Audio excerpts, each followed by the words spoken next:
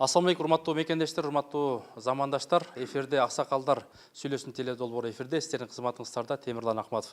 Бүгүн сиздер менен ушул каада салт, нарк наsil жөнүндө сөз кылабыз. Андыктан биз менен бирге болуңуздар. Көкөтөй деген баатыр болгон, эр болгон, бала көрбөй жүрүп, Кудайдан тилени олтуруп, балалы болот дейт. Баласынын атын элден жашырып, бок мурун коет. Ал бок мурун көкөтөй кийин каза болгондон кийин аш берем деп ээлигип, жээлигип, дүйнө жүзүндөгү элдин баарын чакырат. Манас эле эр бекен. Мен Манастан ашкан эрмин деп Манасты чакырбай коет.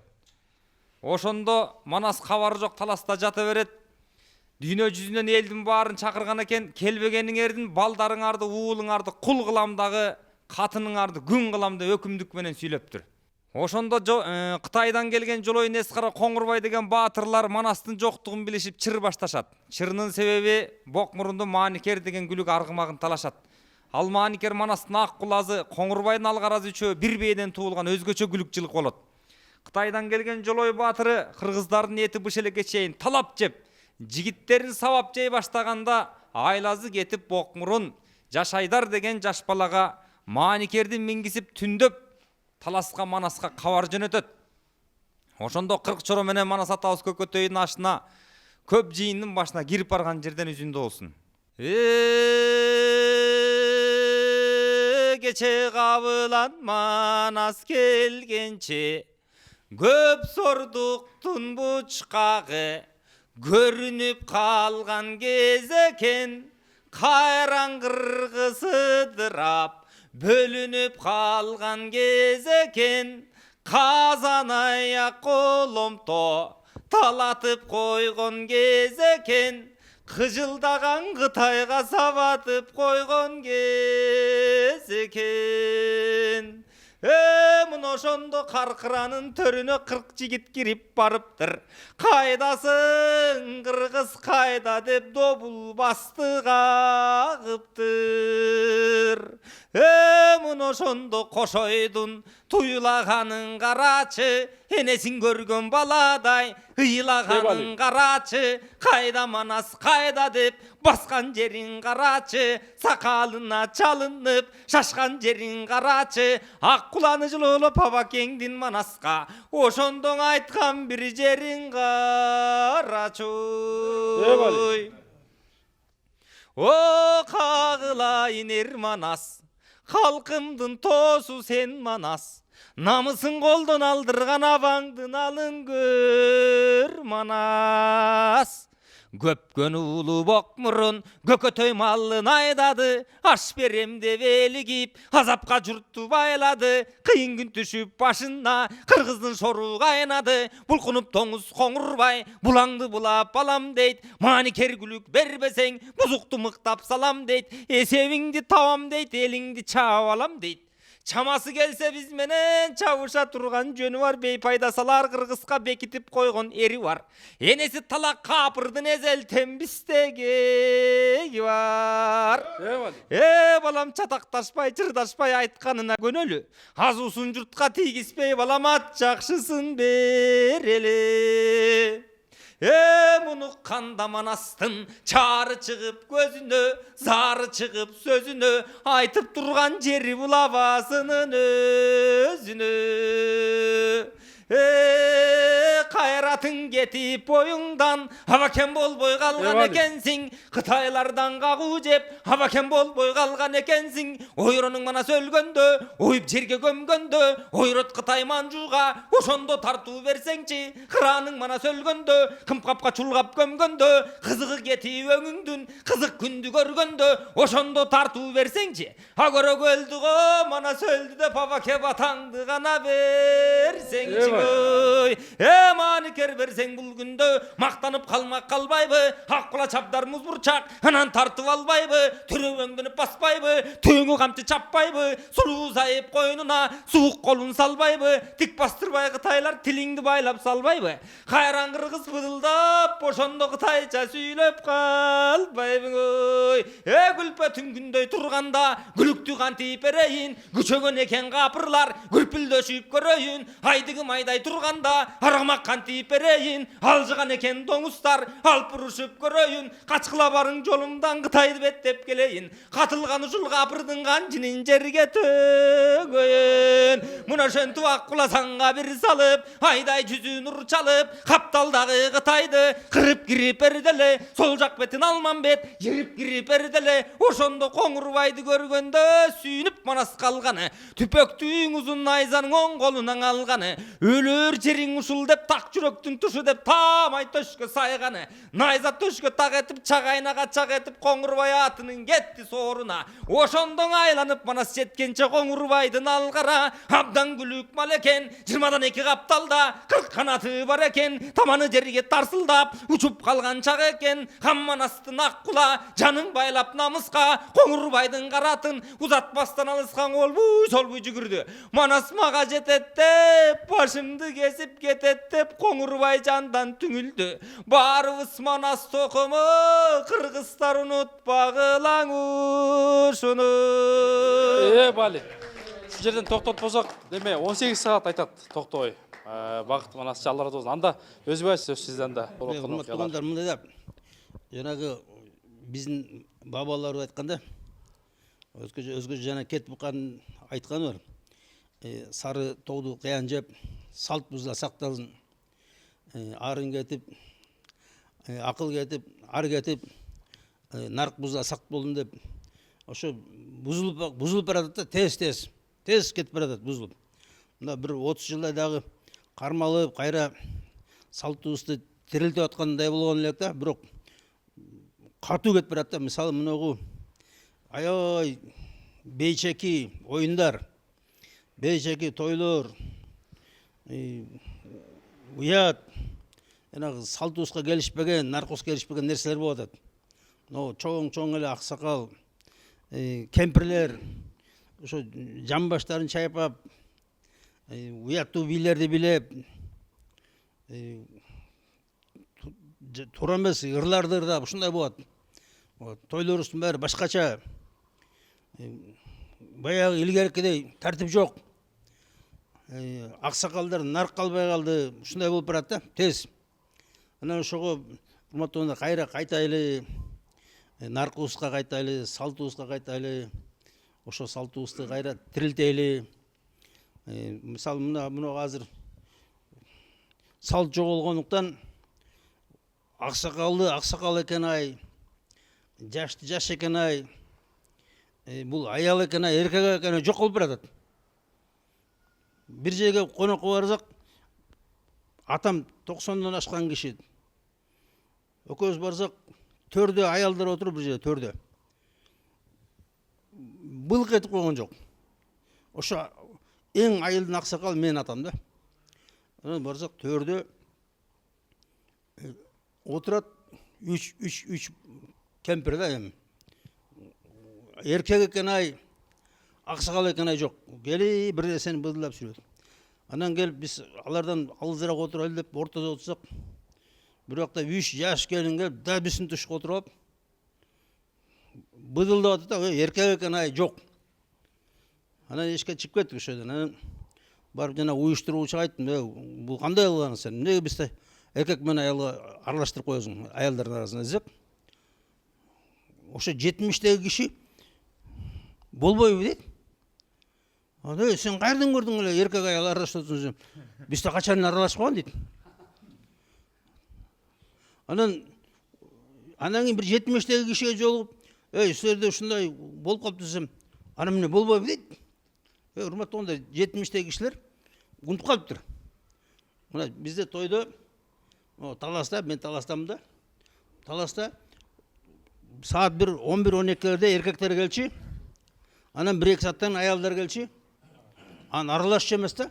Аксакалдар аксакалдай өзүнчө табактарда, жаштары жаштай табактарда, аксакалдардын өзүнүн устукандары, жаштардын өзүнүн устукандары, ушундай тартип беле, тартип. Азыр жок тартип. Тойдо баары бир, кээ жаштары төрдө отурат, жаңы келген келин асманда отурат. Молдодон да өйдө отурат. Аксакалдардан да өйдө турат. кайната кайненелер үйдө турат. Мына ушундай салт бузулуп отурабыз. Анан тамада келип келин келет, тургула десе баарыбыз туруп атабыз да. Кандай ушундай болот эми ушу? Кантип турабыз ушу? Качан тыйылат ушу? Бул деген аксакалды сыйлабастык бул. Бул өзүбүздүн салт жоготконубуз. Ошончо 400 киши туруп, ошо келинге жүгүнөйүн деп турубуз да келинге. Жанагы жүгүнүп ишеткени ал артист кошо жүгүнүп жүрү. Шоу ал. Жүгүнүп эмес ал. Анан кеңкейип төрдө турат. Ошо 4 жанагы 18-19-тагы 4 жаштар ошо төрдө отуруп, асманда. Бул үйлөнүү эми эле шоу болуп барат, урматтуу туугандар. Ошон үчүн ажырашуу аябай көп болот. Ажырашуу аябай көп. Анткени биз салтты билбей калдык. Улуулар өзүбүз түшүп беребиз алдына. Өзүбүз пазынып атабыз, алардын алдына пазынып. Ошо жанагы чоң эмемен алып келатканда кермен кылып, алдынан 4 жип, артынан 4 жип, анан дагы бир 10 машина, анан чоң музыка. Ошондо эле биз пазындык.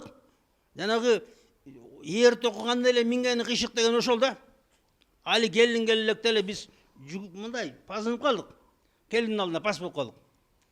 Атаң москвич менен келет, апаң экөө. Келин лимузин менен. Президентский сопровождение. Президенттики да мынча эмес.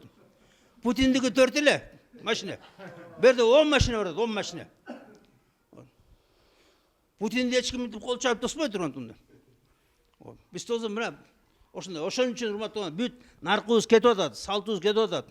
Ошон үчүн урматтуу кайра кайтаралы. Мен айтам, келин келсе оны эркеле эшиктин алдында жанагы эме бар го, парда. Ошонун артына киргизиш керек келинди. Эч ким көрбөс керек. Мына бизде келинди өбүп атат. Баары өбүп атат. Эркеги деп атат, аял деп атат. Башка да кишилер келип өбүп атат. Анында келин жылаңаш, далызынын баары көрүнүп жүрүп. Аны келип вальс бийлеп жүрүп келин менен. Уят да ушу. Кайтарыш керек да, эми мына аксакалдар, урматтуу аксакалдар. Кой деген киши болобу же болбойбу? Аксакал деген кой дешти, кой мунуңду. Токтот мындайыңды. Келип келинди оюнга түшүрөт ортого. Келип аны кукладай кылып, ортодон эме атат, элдин баары көзү атат. Сөзү атат. Анан биз болсо отурабыз, далдайып. Ошон үчүн урматтуу аксакалдар, чечкиндүү болойлу, кайраттуу болойлу. Эгерде антпесе тартип бузулуп кетет, кийинки муун эч нерсе билбей калат. Кийинки муун ойлойт, ушундай келин ушунча керек. Мунугу салтанаттын баары келинге болуп атат. О жерде аксакалдар болуш керек. Аксакал келип, мына эми мен эзала турган убактым келди. Мунугу эми балам чоңойду, келин экөө мага кызмат кылат деген убакта биз бөжөңдөп кызмат кылып отурабыз. Жүгүнүп жүрөбүз да. Келиндин алдында туруп атабыз. Анан ошон үчүн урматтуу салтыбызды кайтарайлы. Мына жакшынакай бактылуу болгон. Азыр мына мынтип атат да. Азыр дейт, аялдарды базынып отуруп, бактысызбыз дейт. Тескерисинче мына биз бактысыз болуп калдык. Келин келип үйдө террор кылып атат, террор. Баарыбызды бири-бирибиз менен уруштуруп, балабыз менен уруштуруп, балабызды алып кетип коюп атат. Келин балабызды алып кетип коюат, урматтуугандар. Биз келип теңкейип отурубуз ошол жерде. Алдырып. Жакшы, анда ажеке мына ушуга ойго кошула тургандар бар мынакей. Алынча кошумча ким? Аксакалдардан, жаштардан, дамылуулардан. Кана Бактыбек байке, келиңиз мынакей азыр. Будан негизги маселелерди эми көрүп атабыз, баардыгыбыз да той берип атабыз, барып атабыз, алып атабыз. Агай, сөз сизде. Урматтуу агайын туугандар. Мына бүгүн буженге кыргыз элинен чыккан мындай көрүнүктүү, акыл эстүү, мындай өйдө төмөндү байкаган, мындай бир заманга бир жакшы мындай бир кошумча кошуп, заманыбызды жакшыртууга аракет кылган жигиттер деп койсок болот, аксакалдар деп койсок, баарыбыз чогулуп отурабыз да. Эми кыргыз элин өзүңүздөр билесиздер, 2200 жылдык тарыхы бар, байыркы эл деп жүргөн. Азыркы күндө 3300 жылдық тарихы бар деп айтып келе жатыр да. Ошо 3300 жылдан бери кыргыз эли жакшынакай каада салтка ээ болуп, нарыкка ээ болуп, анан бүгүнкү күнгө чейин мына келип отурабыз. Ал эми ошо мындан 3000 кылым мурун жашаган айрым калктар из калбай эле, бул тарыхтан из калбай эле уже жок болуп кетти. Кыргыздын багы бар экен, мына ушул кылымдарга чейин жашап атабыз. Эмне үчүн? Себеби жана дагы айттым, ошо Өзбек ажы дагы кан какшап айтып атат. Кыргыздын мыкты салттары болгон үчүн, каадалары болгон үчүн, нарк болгон үчүн улуу аксакалдар ошо кийинки муундарга өздөрүнүн билгенин, акылын, кеңешин айтып, анан түз жолго салып келген үчүн ошого жашап атабыз да. Анан эми бүгүнкү күнү мына Өзбек ажы менен биз көп жылдан бери эле мамилелешип келатабыз. Ошо каада салтты, наркты сакташ үчүн, улантыш үчүн, өнүктүрүп өстүрүш үчүн жана жаңы бир болбогон тескери салт катары келаткан нерселерди токтотуш үчүн аракеттерди кылып келатабыз. Анан эми чындыгында күйө тургандай эле болуп атат, чындыгында күйө тургандай болуп атат. Жанагы эле Өзбек ажы айтканын баарын биз деле көрүп атабыз, угуп атабыз, теледен көрөбүз, той топурлардан көрөбүз, коомдук жайлардан көрөбүз, жакшы иш-чаралардан көрөбүз. Бирок ошолорго биз кой деп койгонго, ошолорду токтотуп койгонго күчүбүз жетпей атат. Күчүбүз жеткен күндө дагы көңүлүбүз жок болуп атат. Эмне болсо ошо болсо мага десе баягыреки мага тийбеген эме богу менен кайнасын деген бир сөз бар эмеспи кыргызда. Ошо сыңар эми мейли эмне болсо ошо болсун, өзүбүз аман болсо дейбиз. Ал эми ошол эле мезгилде ошол жана жаман нерсенин баары өөрчүп өнүгүп отуруп кыргыздын келечегине зыян тийгизе турган болуп отурат. Жакшы. Анан ошон үчүн Сунуштарды айта кетиңиздер. Жооп кеңешке, балким элге, коомчулукка. Ошон үчүн айта турган нерсе ушуга бир чара колдонсокпу, кандайдыр бир иш-чараларды өткөрсөкпү, бир уюштуруу иштерин жүргүзсөкпү, иши кылып ушу баягы кеңешиптескен бармак оорубайт дейт, асыл таштан дейт, акыл жаштан дейт. Бул жерде жаштар отурасыздар. Баарыбыз ушу кеңешип, ушул жана Өзбек ажынын күйүп айткан сөздөрүн бир жолго салганга аракетибизди жасасак. Баракелде. Сооронбай аке, келиңиз. Рогон аке, келиңиз. Урматтуу аксакалдар, оюңар сонун. Жакшыны баардык эл каалайт. Бирок ошол жакшы нерсени элге жугуш үчүн өзүбүз жакшы болушубуз керек. Мына мен туугандарым айтты, экөөнү тең мен билем бул кишилерди. Ушундан биртке илгери талас өрөөнү боюнча бир жерде намаз окулчу. Бир жерде. Ал дагы эшиктин төр жагы, оз жагын эшекти байлап коюп, оз жагын шырдак менен жаап коюп, бүт талас өрөөнү Жамбылдан бери келип ошол бир айылда намаз окулчу, кичинекей Жапыстамда. Ороза айттагы, Курман айттагы ошол айылда болчу. Эмнеге? Ошол айылда бир таасирдүү киши бар эле, жакшы. Абдан күчтүү. Ошол Кыргызстанда эч жерде намаз окулбай калганда дагы ошол айылда ошол кишинин таасири менен намаз окулуп турчу. А кишини ошо коопсуздук комитетинен карап турчу. Жалаң ошо кишини бүт союзду кулатуучудай болуп, бирден киши артында жүрчү. Эми мындай да, тооба дейли. 1000 мерте тооба дейли. 15 республика боюнча, дин боюнча биздин Кыргызстан алдыда келатат. Мешиттерге барсаңар 15 000, 20 000ден адам толуп турат. Бүт жаштар. Мына 50ден өткөн баарыбыз баягы тумакты чыттап жүрүп кирше кетип калган бизде. Сүйлөшөт, кыйсык сүйлөйбүз, ыраазы болбойбуз, болбой атат, жаман бузулуп кетти, бузулган жок. Керемет оңолуп келатат. Азыр жаштарды карасаң, мешиттин оозунда туруп, мен өткөнкө айтта дагы карап турдум. Ушул балдардын пейлин көрүп, ушул аз убакыттын ичинде ушунча өзгөргөнүн көрүп, Кудайга 1000 мертебе тоо деп, Бозтери Батырдын 410 жылдыгына бардык көлгө.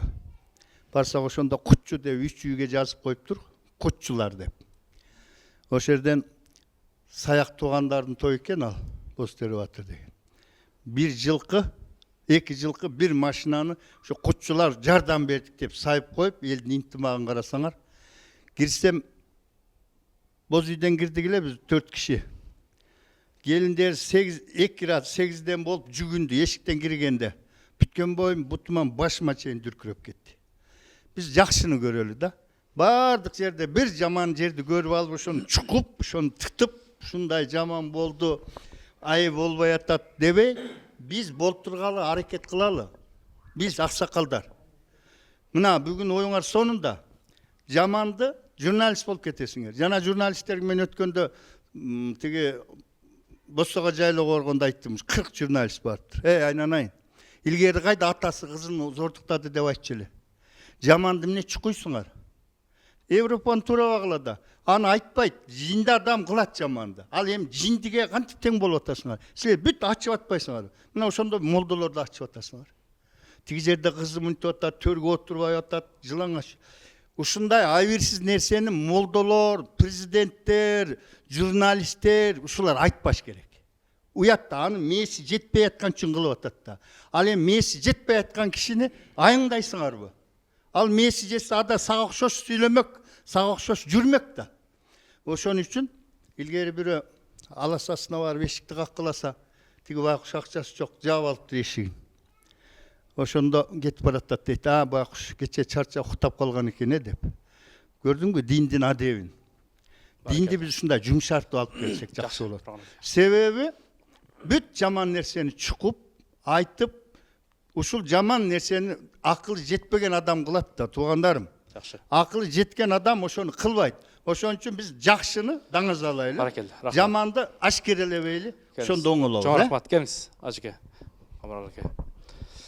Мынакей, сизге дагы талабыңызга таштар келди. Бисмиллахиррахманиррахим. Урматтуу аксакалдар, урматтуу агалар, инилер, биз өзү ушундай заманда жашап атабыз. Чындап эле жакшыны жакшы дей албаган, жаманды жаман дей албаган, адалды адал билбеген, арамды арам билбей ажырата албай турган убакка келдик да. Кыргыз аксакалдар кыймылы деген кыймыл түздүк. Ушул аксакалдардын мурдагы институтун кайрадан калууна келтирели депчи. Себеби эмнеге? Ушундай деградация болуп кетти эркектер. Эркектер вообще эч бир мындай өзүнүн вазипасын, өзүнүн милдетин аталарыбыздын тушундагыдай аткара албай калды. Эркектен гайрат качты. Эркек аксакалдар мурдагыдай болуп көчөдө кайсыл жерде жаман нерсе көрсө тыя албай калды, унчукпай жер тиктеме болуп калды. Ушунун себебинен улуттун келечеги ушундай туңгуюкка баратат, урматтуу жамаат. Бизде 70% ажырашуу экен, ал баш кошуу деген мурдага караганда 50%ке түшүптүр. Бул кетиште кете берсек, анан миграция болуп жаштарыбыз болсо сыртка чыгып кетип атат. Бул Кыргыз, бул жерде мына Кыргызстанда башка улуттар бар, эң сонун өзүнүн тартип эрежелери менен жашап көбөйүп аткан. Ажырашуу абсолютно аз. Ошолордун себебинен калктын немеси, демография сакталып турат да. Эми бул жерде улутчулдук деген нерсем жок. Биз Кыргыз деген элбиз, ушул эл мамлекеттин титулный элибиз. Кандай болот 40 жылдан кийин биздин акыбалыбыз?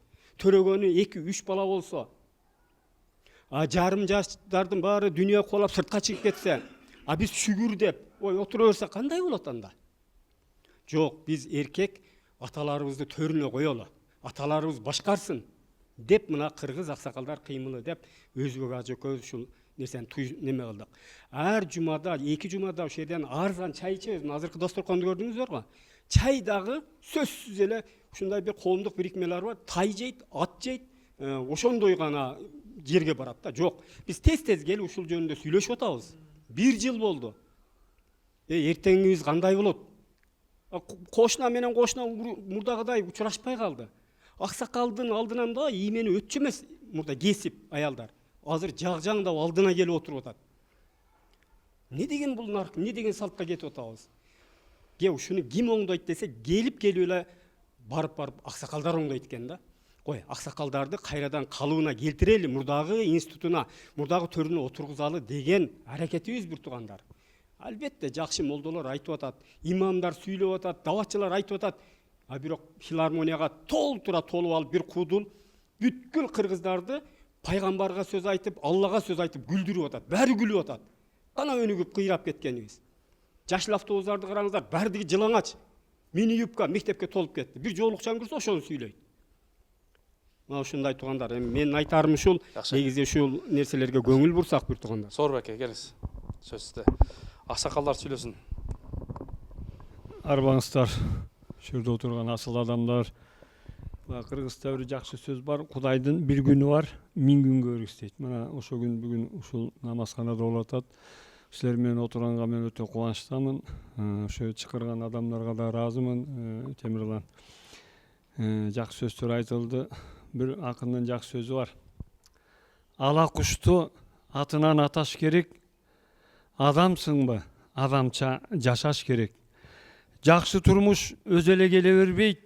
Жан дүйнөгө төңкөрүш жасаш керек. Биз азыр жан дүйнө мейли көр дүйнөгө жасап калганбыз баарыбыз. Машина, үй, той. Мунун баары көр дүйнө. Бүт ошого өтүп алганбыз. Энди бу жерден жакшы сөздөр айтылды. Мен азыр өткөн күн тарых, бүгүнкү күн бакыт, эртеңки күн табышмак дейт. Энди тарыхка өтөйүн. 1798 жылы Калгул ойланын бир жакшы сөзү бар. Орой киши баатыр болор, от чыкпай жериң такыр болор. Ошо заман жакын болор, уй пул болор, кул бий болор, токой токол болор, токол байбиче болор. Тегис жерден тегирмен жүрөр, тексиз жерден хан чыгар. Алка жака салынган кийим чыгар, акча кагаз пул болуп тыйын чыгар. Атасынан баласы кыйын чыгар. Элде эркек көп деп, ери менен тартыша аял чыгар. Өз айылын уурудай аңдыган бирөө чыгар. Кысыл-кысыл кыялар, кыргыек талга уялар.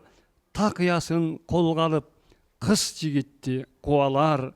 Жашыл ала кыялар, жагалмай талга уялар. Жакшы заман келди деп, жаштар бизди кубалар. Аягың бас болор, башың пас болор. Тууганың кас болор, кылганың ыйманыңа жат болор. Мингениң жорго болор, балаң молдо болор. Таштан табак чыгар, кийинкилердин балдары тапан чыгар. Этеги жок, жеңи жок чапан чыгар. Эң кенже балаң тапан чыгар. Сааганың сары бээ болор, ан ичкен балдар таңдайы жарылган чечен болор. Эки тууган биригип жерди бөлүп алар, ошол жер айдалбай кысыр калар. Эркек казанчы болор, үйдө отуруп ушакчы болор. Аял базарчы болор, соода кылып капчыгыт болор. Жакшы болсо аялың, кошулат сага акылың, куусаң да кетпейт жакының. Атан төө мас болсо тайлак менен дос болот. Жаман адам мас болсо жакшысы менен кас болот. Бул эми айта берсе, мен да акындарча айтайын, бул көп аябай. Калгулду баарыңыздар билесиздер. Эми азыркы неме менен айтканда, тектүү жердин баласы тегерегин тоюнтат. Тексиз жердин баласы тоюп алса кутурат. Тойгон жерден кыз алсаң, тойгон сайын кулпунат. Тойбогон жерден кыз алсаң, тоюп алса жулкунат. Азыр кутургандар өзөк ажы, жулкунгандар толтура. Мушунун бар биздин ата-бабалардын бизге айтып кеткен керес мурас жакшы накыл сөздөрү. Ушу сөздөр бизге жетпей жатат. И жаштарга да жетпейт. Мына да сөз сиздин сөзүңүз, Бакыт акем сөзү, Нуракын абам сөзү. Бир жеринде галат жок. Эми ушу сөздөрдү биз мына жан дүйнөбүзгө киргизиш керек. Отурган жерден көөрүп айтыш керек. Туура максат эт жеп немеде эмес, жөн эле чай ичсең дагы, жакшы сөз айтсаң биздин жүрөгүбүздө кала тургандай болсун. Чоң рахмат. Талайова келиңиз. Саламатсыздарбы? Мен биринчи жолу силер менен таанышып отурам. Ушул эмеге биримдикке кошулуп атам бүгүн биринчи жолу. силердин айтканыңарга баардыгы жакшы айтылгандардын. Ошону аткарганга аракет кылышыбыз керек.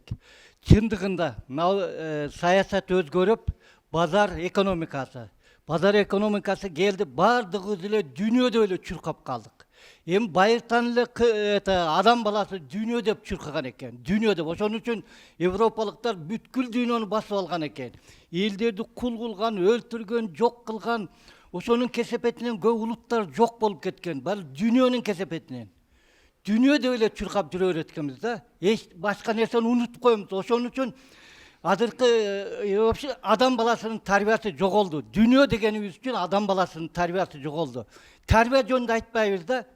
А бая балабыз бир жака дүйнө тамамдап кетсе, биз үйдө отуруп алып, эсен аман барып ошо жактан бир жакшыраак таап келчи. Паландын баласы там салып атат, паландын баласы мынантип той берип атат, андай кылып атат, мындай кылып атат деп эле ошону гана айтабыз да.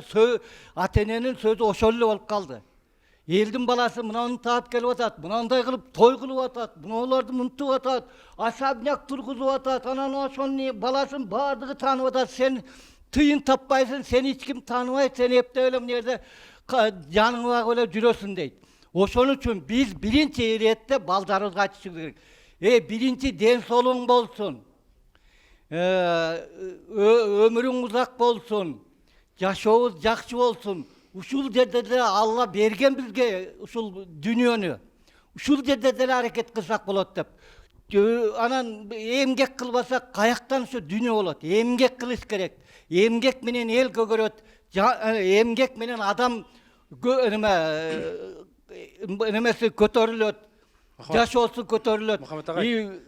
Жамгыр менен жер көгөрөт. Ошон үчүн биз бир гана ушу тилегибиз ушул жерде баардыгыбыз биримдүү болуп, бирибизге ынтымак болуп, бири-бирибизге жардам беришибиз керек. Жардам бербейбиз да, бирөө жыгылып калса, мен көчөдөн көп көрөм, жыгылып калса унчукпай өтүп кете беришет баардыгы. Карысы деле, чалы деле, абышкасы деле, жаштары деле. Көмөктөш болушубуз керек. Баардыгыбыздан биринчи биримдүү көмөктөш болушубуз керек. Биз көбүнчө биз жакшына сүйлөгөн адамдарды биз сыйлайбыз.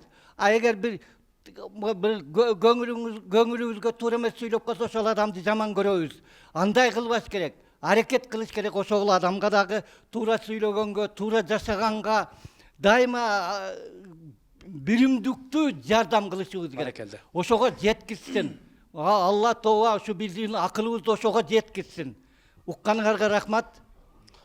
Эсен агай, мынакей сиз дагы улуу педагог катарында балдарды, жаштарды, мугалимдерди тарбиялап келесиз. Салт, нарк, насыл жөнүндө курчокторуңуздар, ийгиликтериңиз бар, анда сөз сизде агай. Арыбаңыздар, ардактуу аксакалдар. Абдан мындай жанатан бери сөздөрүңүздөрдү угуп кубанып отурам. Чындыгында бүгүнкү күндө ажыкем айткан биздин салтыбызга, наркыбызга жат келген көрүнүштөр абдан көп. Анан ажыкем айткандай бардык нерсе баягы отурганда эле ээрине кыйшык отурду дегендей тойдон башталып атпайбы? Ошол тойдогу терс көрүнүштөр. Анан бүгүнкү күндө айтып атабыз, ушул кантип ошону тыябыз деген көйгөйдү көтөрүп отурабыз да. Балким жогорку кеңешке сунуштайсыздарбы деген темкенин сөздөрүн угуп атам да. Биз бардык нерсени ошол өзүбүздөн баштасак дейм да. Ар бир киши мындай кылбайлыбы, бул айтпайбы, бул дебейби, аксакалдар айтпайбы, анан аксакалдар дебейт. Ар кимибиз өзүбүздөн баштасак, балким бир жолго салынабы деген ой да, менин оюм. Мисалы, жанагы мен бир мисал келтирейин. Жанагы ысырапкорчулук боюнча биздин өлкөдө көп бир көйгөй болуп, анан андай кылыш керек, мындай кылыш керек талаш тартыш эле көп болгон. Ушул нерсени жанагы биздин президентибиздин жарлыгы чыкканга чейин эле биздин айылда, мен Ош областында Каракулжа районунда Алайкодан болом. Биздин айылда өзүбүздүн ошол Бишкекте жашаган коомубуз бар. Ошол коомдо кеңешип туруп эле, урматтуу аксакалдар, мына жакшылык менен жамандыктын айырмасы болбой калды. Той болуп атабы же Куран окутулуп атабы айырмасы жок. Давай ушуга бир мисалы чектөө коелу. Куран окутканда мындай кылалы, тойдо каалагандай кылгыла деген бир мыйзамды киргизгенбиз сөзүбүзгө. Мисалы Куран окуткан жерде нан боорсок болду, анан эт менен күрүч келет же 5 бармак келет. буга биздин айыл көнүп калганда барсаң кадимкидей пустой стол нан менен эле борсок турат. Бара бара көнөт экен. Анан баягы биринчи келгенде биздин кошуналар же карындашуулук тияк бияктан келген адамдар таң калышты. Салат жок деп. Салат жок, конфет эчтеке жок, пустой дасторкон бир. Эми колунда жок ушулардын колунда Кудайга шүгүр бар, эми мындай эле кылса болмок деген ойлор болду да алардачы. Бирок баягы айтып, түшүндүрүп ошону кыла бердик, азыр көнүп уже адатка айланды. Мына ошол сыяктуу ар ким өзүбүздөн баштап жанагы аксакал айткан тойдогу жат көрүнүштөрдү, терс көрүнүштөрдү, келин менен күйөө баланы төргө чыгарып алганды.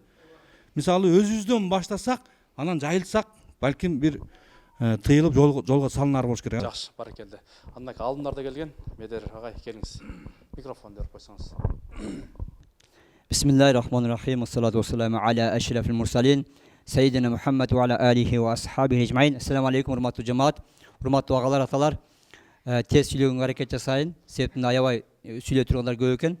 Баягы арабтарда бир макал бар. Ад-дунья байнал фарах ва тарах деп коет да. Бул дүйнө өзү жакшылык менен жамандыктын ортосунда боло турган нерсе экен.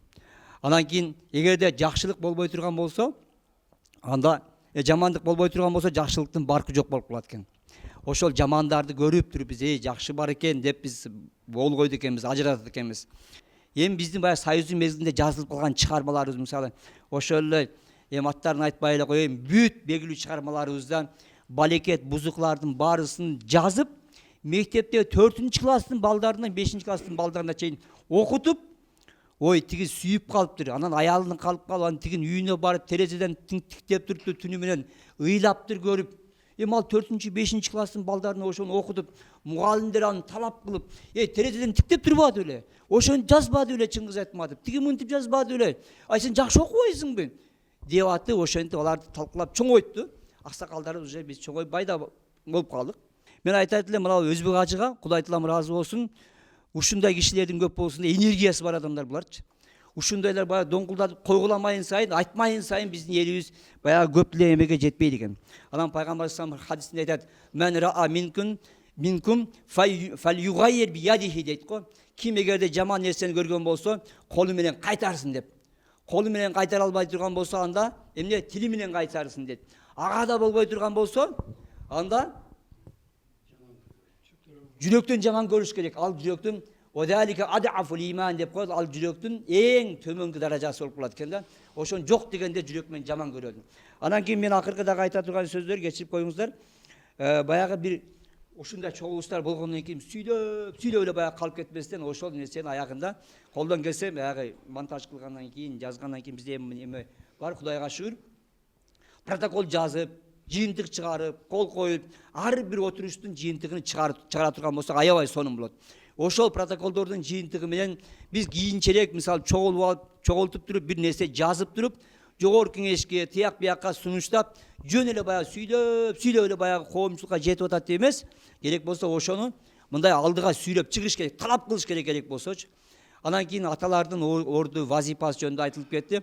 Аталардын вазипасы, атанын укугуну көтөрбөй турган болсо, аял кишинин эмеси акылы кыска деп коет, ачык эле айтышыбыз керек. Алла таалам эмне үчүн мисалы эркектерге ошо талак маселесинде мисалы талакты эркекке берип койду.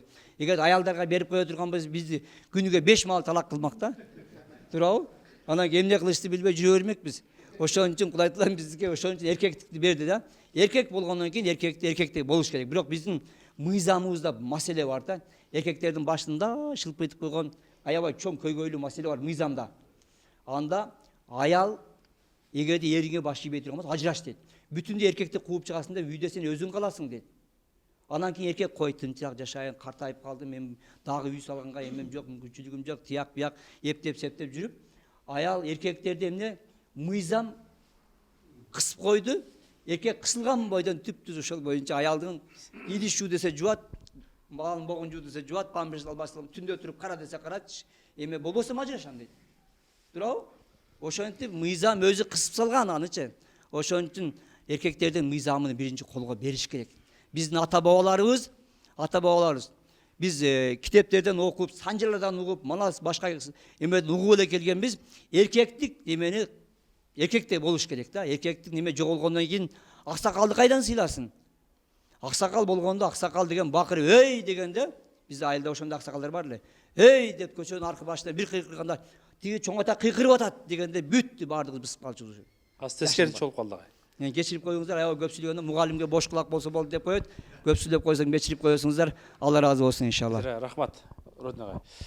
Эркектер дух бердиңиз. Буюрса эфирге келип туруңуз, мындай духтан бер. Ассаламу алейкум, урматтуу аксакалдар, аталар, агалар, инилер. Аллах Таалага мактоолор, пайгамбарыбызга салам салаваттар болсун. Ата бабаларыбыз ооруну жашырсаң өлүм ашкерелейт деп койгон. Ошого биз коомчулугубузда болуп аткан оору бул баардыгыбыздын оорубуз. Ошону ачык айтып, талкууга алып, ортого салып, эмне кылышыбыз керек? Жаштарыбызга таалим тарбият беришибиз керек. Кечеге эле мына кино фестивалында кыздар Жылаңач Турсиче мына центрда чыгып жүрүшөт. Биздин анча-мынча агаларыбыз, инилерибиз видеого тартып, сүйүнүп, кубанышып чыгарып атышат. Буну керек болсо маданият министрин ортого алып келип, биздин каада салтыбызга, үрп адатыбызга жат көрүнүштүү эмнеге мындай нерсеге уруксат берип атасың деп керек болсо сотко берсек болот андай нерсени. Керек болсо сени биз эмне үчүн шайладык, эмне үчүн бул жерге койдук деп жоопко тартсак болот. Аллах Таала ар-rijālu qawwamūna 'alan nisā'i дейт. Өзүнүн берекелүү сөзүндө мен эркектерди өзгөчөлөп жараттым дейт Аллах Таала. Эрк берип, күч берип, аял затына караганда. Ошол себептен баягы эркек өзүнүн милдетин толук аткарса, аял заты өзүнүн милдетин толук аткарса анан бактылуулук орнойт экен. Аллах Таала мойнуна жүктөлгөн милдеттерин, пенделерин толук аткара турган болсо, хаятан тойыба деген, мен аларга жакшы жашоо берем деп Аллах Таала ода кылган. Бүгүнкү күндө эмне жакшы жашоого жете албай атабыз? Эркектер мойнундагы милдетин аткарбаган себептен же аялдар мойнундагы милдеттерди аткарбагандыгынын эмнесине себебинен болуп атат. Үйлөнүп аткан кезде эле 2 жашка молдеке нике кыят. Ошол никеден бир аз мен үзүндү айта кетейин. Кыздардын, аялдын маселеси, андан кийин эмне эркектин милдети. Эң биринчи никахтагы бул нун тамгазы нафака дейт. Адал оокат менен камсыздап туруу эркектин милдети. Каф сөзү кисфа, кийимгече. Жайында бир сыйра, кышында бир сыйра кийим алып берүү эркектин экинчи милдети.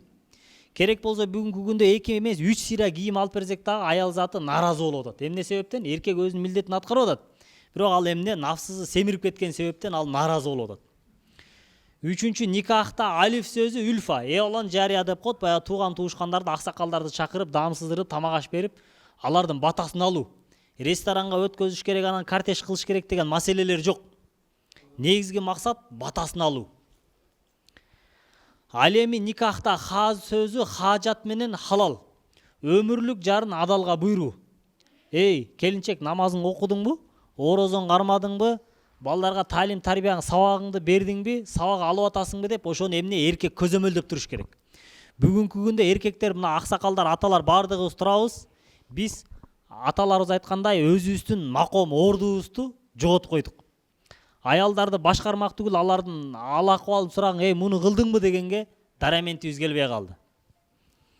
Биз аларга эмне адал ишке буйруп, адалдан рызкы таап келиш эркектин милдети экен. Ал эми аялдын эң биринчи максаты эмне десе, күйөөсүнө итаат кылып, моюнсунуп, анын ыраазычылыгын издөө экен. Эмне себептен десе, пайгамбарыбыз саллаллаху алейхи вассалам Аллах Таала эркектердин бейишке кирүүсүнө ата-энелеринин ыраазычылыгын милдеттендирген сыяктуу, аял затынын бейишке кирүүсүнө күйөөлөрүнүн ыраазычылыгын милдеттендирген дейт. Алланын өкүм буйруктарын аткаргандан кийин эле, намазын окугандан кийин эле эң биринчи максатым эмне десе, аял затыныкы күйөөсүнө итаат кылып, моюнсунуп, анын ыраазычылыгын издөө экен. Канткенде мен ушу күйөөмдү ыраазы кылам деп.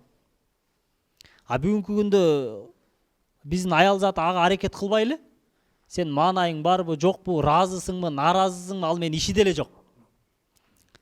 Мен сага нааразымын дейт. Керек болсо.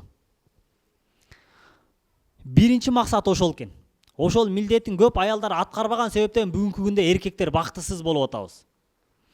Экинчиси, аял затынын милдети өмүрлүк жарында көп бала чака төрөп берип, төрөлгөн балдарды элге, жерге, мекенибизге, динибизге кызмат кыла турган, ичпеген, чекпеген, сатылбаган, сатпаган таза перзенттерди тарбиялоо аял затынын экинчи милдети экен. Пайгамбарыбыз уммул мадраса дейт. Эне бул мектеп дейт. Эне оңолсо үй бүлө оңолот, үй бүлө оңолсо коом оңолот. Аял затынын коомго тийгизген таасири өтө чоң жана өтө зор мааниге ээ дейт. Бүгүнкү күндө энелер, аялдар тарбияланбай эле күйөөгө тийип атат. Каяктан анан төрөгөн бала чакасына каяктан тарбия берет? Арабтарда макал бар нерсени бере аласың дейт. Жок болсо ал каяктан берет? Ал ушундай ата энесине мээрим төгүп, күйөөсүнө мээрим төгүп, бала чакасына мээрим төгүп, таалим тарбияга бере турган деңгээлде мугалим болуп туруп аял заты келиш керек. Коомчулугубузда көпчүлүк ата энелер баягы дүйнөгө атабыз айткандай берилип кетип, үйдү краскалайбыз, бузулуп калса тиягына, биягына бүт барына көңүл бурабыз. Өзүбүздүн ыйманыбызга, адеп ахлагыбызга, каада салт, үрп адатыбызга көңүл бурбаган себептен тытылып, мусорго ыргытылган бир тряпкадай болуп, унутулуп, эмне кылып атат, чекеден кетип баратат. Аял заты экинчи милдетин унутуп атат. Көп бала чака төрөш керек. Азыр көпчүлүгү мына агайыбыз айткандай 2 бала, 3 бала туузам жетет, төрөзөм жетет. Мен фигурам сакташым керек, тигиним сакташым керек, өзүмдү сакташым керек деп өзүмчүл болуп отуруп, элибизге, жерибизге, баягы мекенибизге, динибизге, каада салт, үрп адатыбызга кызмат кылуу, салым кошуудан эмне кылып атабыз? Кыскарылып атабыз. Үчүнчү аял затынын милдети эмне десе, үй тиричиликтерин жандандыруу экен. Үйдү таза кармап, күйөөсүнүн кийим кечегин таза кармап, анын даам татымын, тамак аштарын даярдап туруп, аны жакшы тозуп алып, жакшы узатып, андан кийин анын ата энеси болсун, тууган туушкандары болсун, жакындарын жакшы тозуп алып, жакшы узатып, аларга жакшы кызмат кылуу аял затынын үчүнчү милдети экен. Мына Калгулоолий атабыздын айткан сөзүндөй, көпчүлүк катындар, кыздарыбыз көчөгө чыгып кеткен себептен, эркектер үйгө отуруп калган себептен эмне болуп атат? Үйдө береке жок. Башты оорутпа дейт бирдеке десеңчи, сен таап келгенде мен ашык таап атам дейт. Ошол себептен келинчегибизге сөзүбүз өтпөгөндөн кийин балдарыбызга да сөзүбүз өтпөйт, кыздарыбыз дагы ошол энесин көрүп талим тарбия алып атат. Мен күйөөгө тийсем күйөөмдү башкарышым керек турбайбы? Алмага баш ийиш керек турбайбы деген талим тарбия берилип атат көпчүлүк үй бүлөлөрдө. Ошонун кесепетинен коомчулугубузда ушундай тарбияң тайкы болсо тартканың кайгы болот деп койгон. Коомчулукта канчалаган ата энелер кайгырып атат бүгүнкү күндө. Бала чакасына убагында талим тарбия бербеген себептен. Канчалаган ата энелер кубанып, сүйүнүп жашап атат. Андайлар аз бирок. Бала чакасына убагында талим тарбия берип койгон себептен ал элге, жерге, мекенге, динге кызмат кылып, элдин сүймөнчүлүк эмне уулу кыз болуп жүрөт. Ошол себептен эмне кылып атат? Кубанып, сүйүнүп, бул менин уулум, менин кызым деп сыймыктанып атат. Кечеге окшоп Турсийчен центрда денесин көрсөткөн менен кайсыл ата эне сыймыктанат? Кайсы бир тууган сыймыктанат? Кайсы коңшу же кайсы эл сыймыктанат? Могу биздин кыз, биздин айылдан чыккан, биздин уруудан чыккан деп ким сыймыктанат? Эч ким сыймыктанбайт. Бардыгы биздин эл караган жүзүбүздү жер каратып атасың деп бардыгы кайгырып атат. Не себептен? Убагында талим тарбия берилбей калган себептен. Ошол себептен илгери эмес, кече жакында мына 20 жыл, 30 жыл мурун аталарыбыз коңшу колоңдун балдары туура эмес бир иш кылса башка чаап туруп эле эсине келтирип койгон. Ал кимдин баласы, эмне кылып атат ал караган эмес. Не себептен? Кызга 40 үйдөн тыюу деген маселе болгон. Бул бардык коомчулугубуздун биздин балабыз, биздин кызыбыз туура эмес иш кылып атат деп коомчулук аксакал эл журттун бардыгы бул биздин жоопкерчилик. Биз турганда эмне уялбай бул ишти кылып атат деп алар тыйган. Мына атабыз айтып кеткенде азыр биз не болсо ошо болсун, бок сийдиге аралашып жашаса өзү билсин деп эмне унчукпай айтып жаман көрүнүшкө айтпай эле жаман көрүнөйүн деп унчукпай калгандыгыбыздын себебинен биздин көзүбүзчө акчакалдын алдына туруп кызы менен кучакташып өбүшүп туура эмес иштер, көрүнүштөр эмне кылып атат? Болуп атат. Ошол нерселердин баардыгы мына азыр аксакалдардын ушундай бир жыйыны, өздөрүнүн бир коому түзүлгөндөн өтө бир кубанычтабыз. Керек болсо маданият министри болсун. Керек болсо аксакалдар төрагасына президентке чейин бул көтөрүлө турган ал дагы эмнени ушул аксакалдардын сөзүн уга турган кеңешке баардыгыбыз эмне мукташпыз. Маданият министрине дагы, президенттерге дагы, депутаттарга дагы кайрылуу кылып, аксакалдар бир чечимди кабыл алып туруп, керек болсо ушундай закон кабыл ала турган эмне ушундай аксакалдарыбыздын эмнеси бар? Күчү бар. Ошол аксакалдарыбыздын өзүнүн ордуна төрүнө коюп, батасын алып кызматын кылып эле сиз менен биз акыл насаатын айта ала турган болсок, өзү өнүгүүбүз, өркүндөп кетүүбүз эмне болот? Өтө жеңил, анан жакшы болот. Баракелде. Буйруса.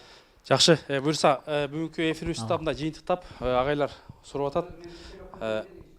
Келиңиз азыр кезек менен, Урматтуу аксакалдар коому, мен бул жерге Капыстан келип калганыма абдан кубанычтамын. Биринчи жолу араңыздарда отурам. Бул жерде биз коомдогу кемчиликтерди айтып атабыз. Ушулардын чечүү катары мен сиздерге бир сунушум бар эле.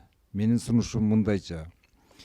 Мисал үчүн мынау Чечен элинде, Афганистандагы, Пакистандагы пуштун элдеринде булардын өздөрүнүн жашоо кодекси болот экен. Ал кодексти ошол улуттагы адамдар аткарышат экен. Азыр биздин коомго мына Кореядан, Батыштан, Америкадан өздөрүнүн жашоо образын киргизүү боюнча абдан чоң иштер жүрүп жатат.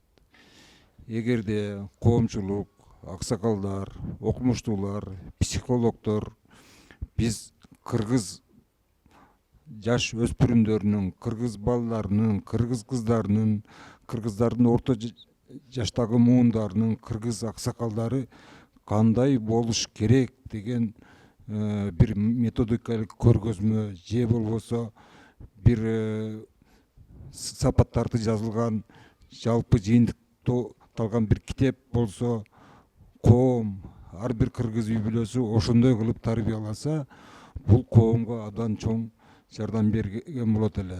Мисалы үчүн жаш балдардын психологиясы, өспүрүмдөрдүн психологиясы, орто жаштагы эркектердин, аялдардын психологиясы дегендер эле ар бир коомго ылайык ушундай болсо. Бул жерде жаштар бар, динге жакын, динден алысыраак, ар бир бизде өзүн өзү жоготкондор мына динди карманбай алысыраак кармангандар өздөрүн кандай алып жүрүүнү билбей эле башка образга өтүп кетип атышат. Ошон үчүн ушул маселени чечүү Темирлан агай окумуштууларга, психологдорго керек болсо ушул маселени көтөрүп кыргыз кодекси деген суроону коюп берсеңиздер абдан жакшы болмок деп ойлойм. Жакшы сунуш агай, жакшы сунуш. Келиңиз агай. Assalamu alaikum Kırgız tuğanlar. Sizler beni birinci salamdaşıp durup uçaraşayın. İkinci bir bolbosa iki bolboyt. O son için uşul yerge bekar oturup çoğulu atkan çıksın. Özbek acını ben 92-93 yıldan beri tanıyım. Birgen besimde görüp görün bu kişinin de televizyonda nikahtan görüyoruz. Bu yerge nege çoğulu atağız? Kırgızlar da bulardan kötörüp atkanları, yüreklerinden orup atkan nerselerini kötörüp atar. Biz erten 20 yıldan keyin kanday Kırgız bolup kalat. Köçödeki her bir ikinci birinci baldar olsun. Bardı orusça söyleyet. Orusça koçat. Büt nerse bunu taksır айтып атканда жыңалач болуп калып атат. Бардыгы кандай жашоого өтүп кетип атабыз. Ошону келтириш үчүн айран уют болунча айран уютпайт. Ошончо аксакалдар биз чогулуп бардыгыбыздан бир жыйынга келип туруп, ошондой нерсени чечип бере турган болсок болбойт. Ошон үчүн кеңешип берген кескен бармак оорубайт дейт. Ошо боз үйдө илгерки ата бабалардын чечилген нерсеси сырттагылар үчүн жеткен бардыгын кабар менен ат менен чаап жеткиришкен. А биз дагы ошондой болуп чогулгандан кийин кеңешкендигин барыбыз бир бекер чогулуп аткан жокпуз. Ошон үчүн биз биринчи эмнеден үрп адаттан баштала турган болсо, аксакалдардын касиети, ошонун балдарын, ошонун үрп адаттарыбыздын бардыгын туура так аткарышыбыз керек. Мына жана дагы айтып кетип атасыз. Ар бир нерсенин бардыгы биринчи саламдашуудан башталат, урмат сыйдан башталат, аксакалдардын кадырлык. Эгер арак ичип алса, сигарет чегип атыр, көрдөй болуп туруп Кытайдын шапкесин кийип жүрө турган болсо, ону укпайт да, койчу ону арак ичет, сигарет чегет кокпойт. Ошон үчүн таза барган жерге айры да конот, башка да болуп, бал да чогулат. Ошондой аксакалдардын бардыгыбыз таза болушубуз керек. Мен чыныгы кыргызмын. Көчөдө мына ушу калпак менен Туркияга барам, Түркистанга барам, Россияга барам, тияка барам. Ордунан адамдар туруп учурашат. Түркия, Кыргыз бул Алтай Кыргызстан баба батаныбыз, Түркия ана батаныбыз деп келишет. Андан кийин бардыгы таң калат. Бул эмнеге сиз менен учураша берет? А биз менен учурашпайт. Себептен мен Кыргыз ала тоодой болуп көрүнүп турбаймынбы?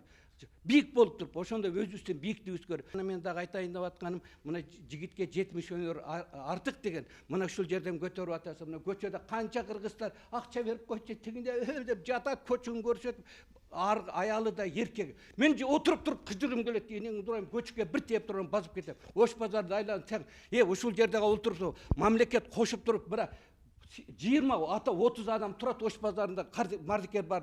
Ошолордун бардыгын чогултуп барып туруп 44 айга алып барып туруп, ошол жерде мына бир айдан шыбакчыга, сваркага, тиге окутуп туруп ошолор. Анан кийин намазды окутуп туруп, алымдар барып туруп окутуп, намаз окутуп, ошону тазалап туруп, счет ачтырып туруп, анан шыбакчы кылат, сварка кылат, үйүнө эм банк менен акча которулуп алат. Ошо 40 күн 4 ай жүргөндөн үйрөнүп калып, сварканы өзү эле жасай бербейби ошол. Міне себептен ошо кыргыздар көчөгөргө таштап коебуз биз. ошолорду алып келип туруп окутпайлыбы? Милиция менен алып келип камап, лагерь кылып туруп, Ганси турат дейт, Гансиге апарып туруп, шварка, красканы бардыгын өзү менен жөндөмдүрүп 4 ай 40 деген олоңолот. Ошентип Кыргызда аялдарды да ошондой нерсеге өткөрүшүбүз керек. Анан бияктан сүйлөй бергенибиз менен болбойт. Бардык нерсени жыйынтыкка чыгарыш керек. Кыргыз ошондо бул. Мен эл көрбөдүм, кыргыз кая чаппаган, жер көрбөдүм, кыргыз кая баспаган деген. Күнчыгыштан күнбатышка чейин кыргыздар баскан болгон болсо, Европаны барып туруп, бардыгын туруп, Адилхан, Акылестер, Чыңгызхан, Амир Темирлер эмне деген адамдар? Мен кыргызмын деп ошолор келди го. Эми ушу калпагыбызды коргулуп туруп, башыбызга Кытай кайпак кийип, анан бүт кыздарыбыз мында, азыр быйыл жылан жылы деп бүт шым кийип алган. Көчөгө чыксаң уяласың, мияктары төстөрү мындай кылып тур, балык жыланга окшоп соймоңдошуп жүрүшөт. Ошолордун бардыгын айтып туруп, тартипке келтиришибиз керек. Мен дурайм, эмне атаң жокпу? Сен эмне себептен мында кыргызча кийинип жүрбөйсүң деп. Эмне камалып коркуп жүрөбүз, камалып кетебиз онда. Ошентип жүрө берсек. Биз кыргызбыз да, биз кыргыздыгыбызды коюшубуз керек. Мында ушу атабыздай дух болуш керек. Жакшы. Ошон үчүн мен дайым ошо ачуум келип туруп айтат. Жыйынтыктап кыска 30 секундтан сурагандар мына эркектер ол көтөрөт, берип коюңуз кана. Ассаламу алейкум, кутмандуу аксакалдар, агайын инилер, жакшылар. Бүгүн ушу жакшы тема көтөрүлүп атат. Абдан сонун тема көтөрүлүп атат. Сиз Катаган урусунан, Катаган урусунун Кыргыз Санжыр академиясындагы азырынча Катаган уруларынын немесибиз, төрагасымын. Уланбек, фамилиям Аттокуров.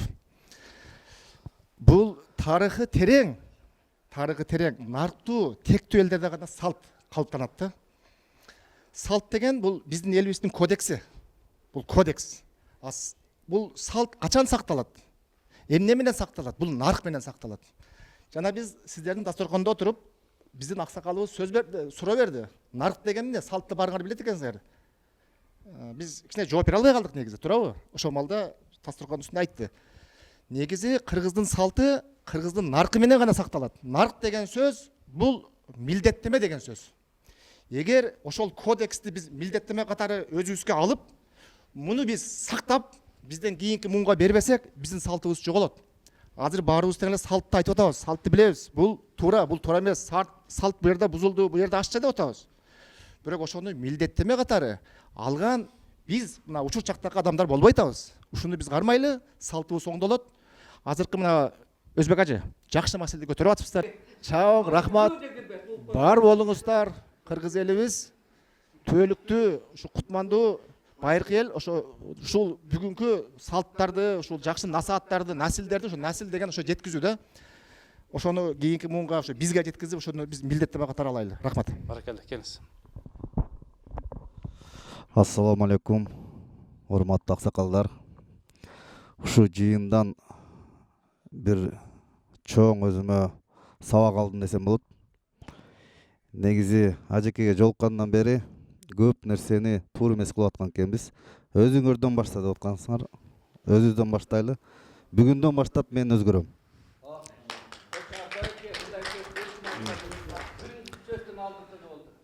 Негизи ушундай отуруштар ар бир аймакта аксакалдар чогулуп айтса, ушинтип мага кошуп, ар күнү бирден адам өзгөрөт. Негизи кече эле мен туура эмес нерселер кылгам. Азыр ушул жерде айтып кетип атканда баарын карап мен өзүмөн көрдүм, мен өзүм туура эмес кылып аттым. Мен өзүм боюнума алдым. Эми мен тооба кылдым. Себеби дегенде аксакалдар айтпаса жаштар билбейт. Биз көп нерсени билбей жүргөнбүз. Айтпаган себеби коркушкан. Духубуз жок. Эми ажекебиз атайын алдына отурдум. Угайындагы дуктан алайын депчи. Кече жакында эле ажеке мага китеп берген балдарга атайынан сыйла дегенчи. Аябай сонун жазыптыр да. Анан мен балам кичине Бишкекте чоңоятып орусча болуп калган да.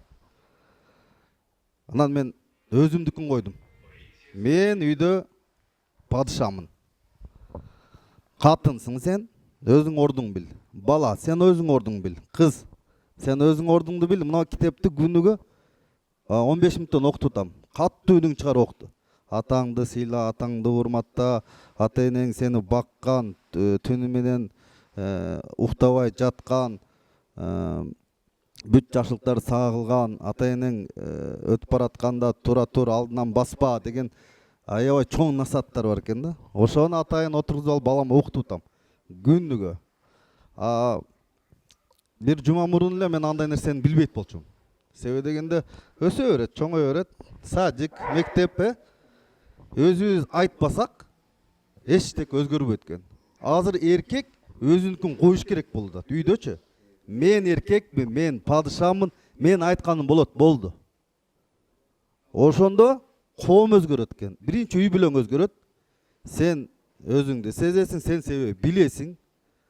Баарын ордо жайына коесуң. Ошондуктан ажекек Аллах разы болсун. Ошо аксакалдар коомун ушинтип өзүңүз активдүү идеяңыз менен идеология кылып бияктан Камбар ажы баарыбыз чогулуп отурабыз. Өтө мен таасирлендим.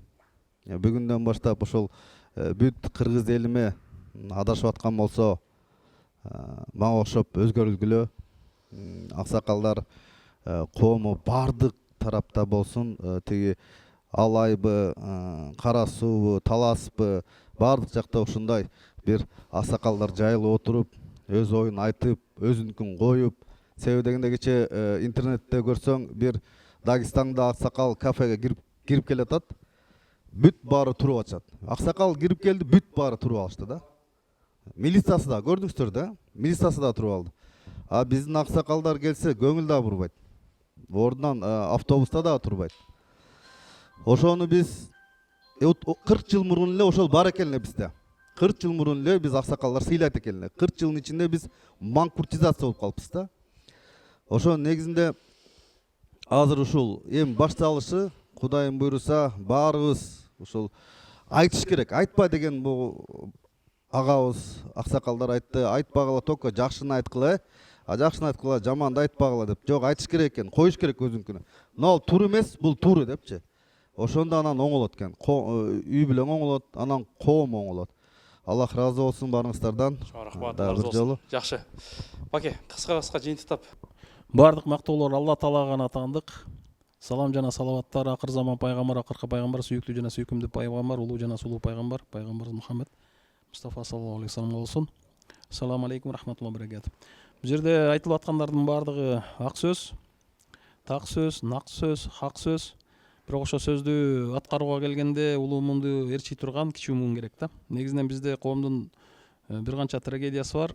Улуу муун менен кичүү муунун ортосунда байланыш үзүлүп калган. Азыркы ошо Кыргызстан аксакалдар кыймылын түзүп жатканда сөз түрдө кийинки муун менен байланышты дагы бекемдеш керек, алтын көпүрөнү түзүш керек. Себеби акыл насаатты ошолорго айтыш керек да. Бирок аларга мындай сөз менен эле айтып койбостон бүгүнкү учурдун талабын алайык дагы жеткириш керек. Бүгүн билесиздер, социалдык тармактар бар. Бүгүн билесиздер, кинофильмдер, мультфильмдер жана башкалар аркылуу ошо өзүнүн кийинки муунуна жеткирет да. Өзүнүн эртеңин ойлогон эл дайыма ошо аркылуу жеткирип келет. Бул багытта дүйнөлүк деңгээлде, дүйнөдө дагы ошо глобализация, аламдашуу деген процесс бар. Ошого карата кыргыз эмнеси менен туруштук бере алат дегенде, кыргыз сөз түрдө өзүнүн маданияты менен, тили менен, дини менен, аруу таза дили менен, өзүңөр айткандай салт сана, үрп адат, нарк насил кыргызды кыргыз кылган байыркы замандан бери бул жерде Бактыбек агай айтып кеткенде 3300 жыл деп атат. Эми азыркы изилдөөлөр боюнча 4000-5000 жылга чейин кыргыз чыгарып атат. Бирок биз бир гана ата бабаларыбыз менен мактанып бул дүйнөдө өтүп кетпешибиз керек да. Биз ошо ата бабабызга татыктуу болушубуз керек. Манас атабыз тирилип келип биздин акыбалды көрө турган болсо сүйүнөт беле, же болсо жердин жеттүүнүнө кайра кирип кетет беле. Кээ ошондо да. Анан баягы бул жерден баягы айтылып өттү, кодекс маселелери туура, салт бул кодекс. Бирок ошону канчалык деңгээлде өзүбүз билебиз, анан өзүбүз ошону аткара билебиз жана өзүбүздүн үй бүлөбүздөн баштап тууган урук, кошуна колоң жашап аткан ошо айыл апа эли журтубузда ошолорду айтып жеткире жүрөбүз да. Биз ошончо канчалык ошол салт санабыздын, үрп адатыбыздын, нарк насилибиздин, тилибиздин, байыркы кыргыз жазуусунун бизди биз кылган улуттук баалуулуктардын күйөрманыбыз, сүйөрманыбыз, патриотту мекенчилигибиз да. Кээ ошондо. Чоң рахмат. Келиңиздер акындар, кыска жыйынтыктап берели. Эй тоолорум, тоолорсуңар, топ булутту топ булган зоолор турар бийикмин деп көк титиреп турганы менен бир жылдыска бир дөңсөө болорсуңар да отпай. Анысы кандай ушул карыяларды, аксакалдарды жылдызга салыштыргым келет. Мен жеке өзүмчө. Анткени жылдызда 3 бир касиет болот экен, эч качан ага чаң жукпайт экен, ага кир жукпайт, жаман сөз сүйлөшпөйт. Эң негизгиси адашкандар ошол аркылуу жол табат экен да. Ошонусу кандай карыяларыбыз эч качан артыңыздардан жаман сөз ээрчебесе, бир кир жукпаса, чаң жукпаса, анан эң негизгиси бизде болгон жаштарга ушинтип акыл насаатыңыздарды айтып, адашып бараткан жерде жол көрсөтүп жүрө берсеңиздер демекчимин. Чоң рахмат сиздерге. Жаштар, келиңиздер ажыка. Чейинди тап бериңиз анда. Урматтуу кондар, мындай да биз аксакалдар кайраттуу болушубуз керек. Терет нечеге дегендей. Биз келип кемпирдин сөзүн кууп алып болбойт да ошо. Кайраттуу болуш керек. Анан түз сүйлөйлү. Чынында акыбал жакшы эмес, урматтуу кондар. Биз келип алып, жаман жашасаң өлүм ашкере калат дейт. Мына болуп атат. Мен чекени айтып атам. Укмуш жаман нерселер болот, урматтуу кондар. Мына кечээ ат өлтүрүп атат, үй бүлөсүн, өзүнүн үй бүлөсүн. Не деген иш болуп атат? Аябай жаман нерселер болуп атат. Күндө окуп атсыңар. Эмне болуп аткан? Укмуш нерселер болот. Аялдан да кетип атат, эркектен да кетип атат. Анткени биз ордубуз жок болуп калды. Аксакалдар. Ордубуз жоголду. Биздин сөзүбүз эч нерсе болбой калды. Биздин сөзүбүз бир тиынча болбой калды. Катынын сөзү өйдө биздикинен. Атаң билжирай берет деп коет. Результат, урматтуу кондар. Аксакалдар, биз сөзүбүздү айтып калайлы. Аны өтүп кеткенден кийин болду. Өчтүң. Мына жакшы сөздү айтып калсаң, баланча аксакал ушинтип айтчу деп мен укчумун. Мына талас боюнча Иманалы молдо деп айтчу, Иманалы молдо деп. Ошол ушинтип айткан деп айтып жүрчү. Мен ошо кичинекейимди окугам, ошо мен унута элекмин. Ошонун атын көрүнөр, мен билбейм ал кишини. Ана урматтуу кондар, айтып калайлы. Ак сөздү айтайлы, ак сөздү. Мына туура эмес болот атат коом. Коом туура эмес. Бардак. Коомдо. Түшүнүксүз, баары аралаш. Той эмне болот, тойлор эмне болот атат? Көрөт атпайсыңарбы? Мына бүгүн эле, мына азыр эле чыкты бүгүн. Эмелер, кочкорлуктар, азаматсыңар деп, тим эле кол чабып атат. Классташтар Стамбулда өткөрүп атат классташтыгын. 20 жылдыгын. Эркек аралаш, эркек аял аралаш. Келип, эмне деп бийлеп атат? Сүйүү жок дебечи жаным деп атат. Мына ушинтип атат. Мына көрүзөт. Анан эмени карасаң комментарийлерин, эмелерин жанагы. Бүт баары айтып атат. Молодцы кыргыздар, молодцы кочкорлуктар деп атат. Мына. Көрдүңбү, тиякта иш болот атат, урматтуу кондар. О, күйөө биякта. Аялы биякта, өздөрү тиякта. Стамбулда деңизде сүзүп жүрөт. Анан келип атат, сүйүү жок дебечи жаным деп атат. Мына. Биз келип айтып атабыз эме деп. Айтпай эле кой деп. Адамда жаман нерселер бар. Урматтуу кондар. Мына баягы бир нерсенин ачылышында голубой эркекти жанагы эркек аялдын кийимин кийип алып жүрүп, анан кийин биз келип унчукпай отуруйт да. Жер жарылып кетет. Жер жутуп кетет. Бир эле киши үчүн, бир эле ошондой жанагындай акмактын сөөнөн жарып биз келип ана баарыбыз жакшынакайбыз, адептүүбүз, маданияттуубуз. Ана результат. Баягында. Мына биздин ошолордун баары жаштар көрүп атат. Ошол жанагы тойдогу кайшаңдап көчүктөрүн чайпап бийлеп аткан чоң кишилер 50-60-тагы өткөндө мына 50 жылдыктар деп 50 жылдыктар деп көргөзөт, 50 жылдыктар деп. Ошолор 70ке жакындап калгандар. Кемпир чалдар кемеле көчүктөрүн чайпап бийлеп атат. Арасында 1-2 корос жүр, калганын баары тоок. Анан элдердин баары келип, эмне деп атат? О, деп атат. Урматтуу кондар, кандай эл болуп баратабыз? Эмне деген эл болуп баратабыз? Ушундай эл беле, аталар ушундай беле. Биз бир убакта эң сонун эл болгонбуз, туурабы? Анан азыр биз кимбиз? Мына ушундай болуп калды. Эч кандай адеп жок. Жүрүш турусу жанагындай. Баары аралашкан, құшақташып атат, өйіш атат, бүт өйіш атат. Еркек аял бәрі. Той қарашы тойды. Келінді өйіп жүрі бәрі. Жан келген келінді. Бәрі өйіп атат. Ушындай бұқал нарқыз. Жоғылды бәрі. Анан біз келіп, жұмшақ болса, қайратты болбайсыңар бұл. Ойған болсыңар бұл. Еркектен қайратты болшы керек, ұматтыңдар. Еркектен қайрат кеткенде қатыннан ұят кетеді дейді.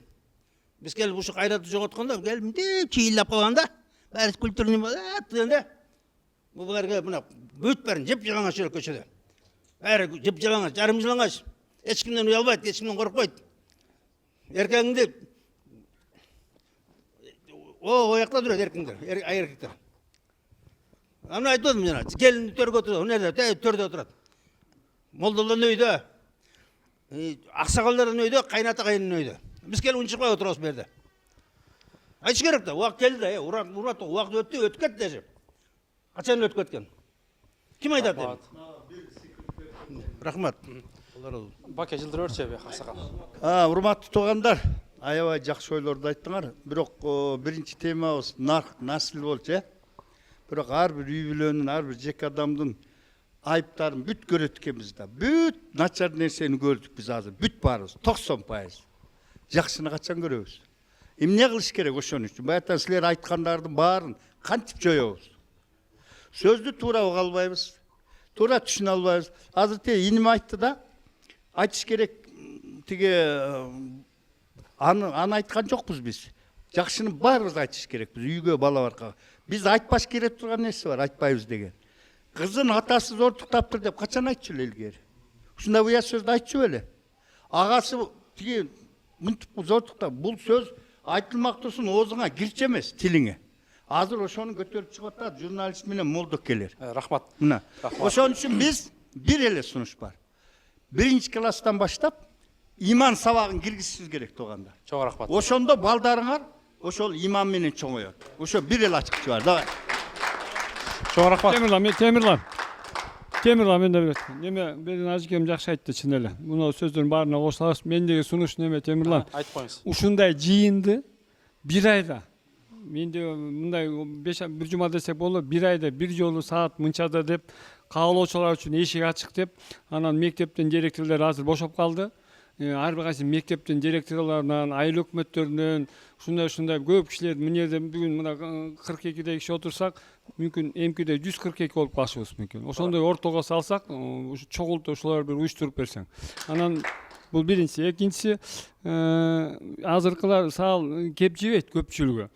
Бир молдеке көчөдө келатса, таңга жук бир эшекти машина коюп кетиптир. Өлүп атат дейт. Анан тиги молдеке кой айыл өкмөтүнө барып айтып коюңчу, унап-унасы бар эмеспи, сүйрөп аңызга апарып жатасың деп айыл өкмөтүнө кирет. Анан айыл өкмөтү тапан бала болсо керек го. Анан кирип айтат да, өкмөт жолдо бир эшек өлүп атат, унаңар болсо эптеп нары сүйрөп чытабайсыңарчы, анда тиги айыл өкмөт айтат дейт. Енді молдекени алып өлүп сөйлөп силердин жумушуңарда. Өзүңөр эле көмүп койбойсуңарбы?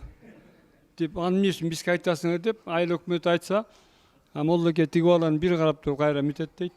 Жок, өлүктү өзүбүз эле көмөбүз, бирок мен ушу туугандарын угузайын деп келдим. Баракелде. Сооронбек байке, казына, келиңиз. Жыйынтык кылып коелу. Мына бул жерде кыргыз, 40 уруу кыргыз эл биримдиги деген коомдук өкүлдөр отурасыздар. Сиздерге Алла разы болсун, катыштыңыздар. Булардын группасында 180 адам бар. Бардык аттуу баштуу, мурдагы тиги бул кыргыздагы эң башы көрүнгөндөр да. Мына биз эми сиздерге жарыя кылабыз, Темирлан бар. Кийинкиде келиңиздер. Канча жакшы сөздөрдү айттыңыздар азыр. Дагы шериктерди эми ушул маселени көтөрөлү дем. Кандай дейсиздер? Кыргыздын келечеги үчүн биз президентке да кат жаздык. Телевидениеге чыктык. Ал жагынан бир аз неметип калдык да. Биз айыл өзбектердикиндей чайканаларды куралы, эркектердин общенияларын кылалы. Мына ушундайга аракет кылалы. Эми өзүбүз бул жагынан эл катары неме кылалы. Колдойм. Аллаху шайтаниррajim. Бисмиллахир-рахманир-рахим. Эми туугандар, бата да болбойт, ката дейт да. Бул Бакай атабыздын батасы менен Манат атабыз дагы дүйнөнү 4 көтөрүп асманга кылган. Ошон үчүн батаны алакан жайып туруп Кудайдан эмне тилей турган болсок, Аллах Таала ошону жагдырат. Аллах Таала ошо пайгамбардын шафаат кылган. Ошо ким адам болуп бул дүйнөгө жараткан инсан, же киши, же бир ушундай болбостон, биз адам болуп жаратылганда адамдык сыфатыбыз менен өтөйлү. Ошон үчүн ким адам болуп жашай турган болсо дейт, Куранды окузун дейт.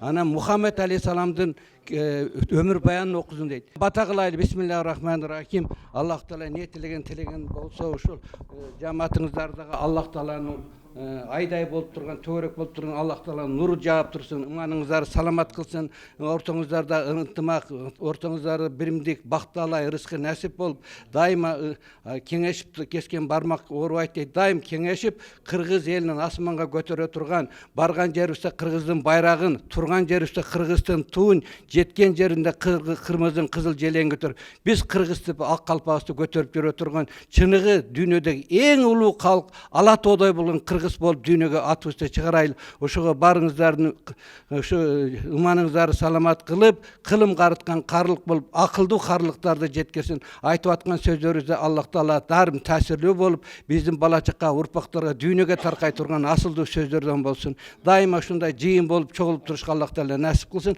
Амин. Аллаху акбар. Урматтуу телекөрүүчүлөр, урматтуу бир туугандар, Кудай буйрса мынакей аксакалдар сүйлөсүнүн теледолбоору бүгүн ушул салт, нарк жөнүндө сөз кылдык. Ар үйдө аксакалдуу кары болсо, балпайган байбичеси дагы болсо, эркектер кайраттуу болсо, аялдар уяттуу болот дейт. Андыктан салтты, наркты динибизде кармап жашасак, Кудай буйрса биз эки күнүдө бактылуу болобуз. Кийинки эфирден амандашканга чейин Аллах Тааланын саламат, тынчтыгы, ынтымагы, ыйманы сиздер менен болсун.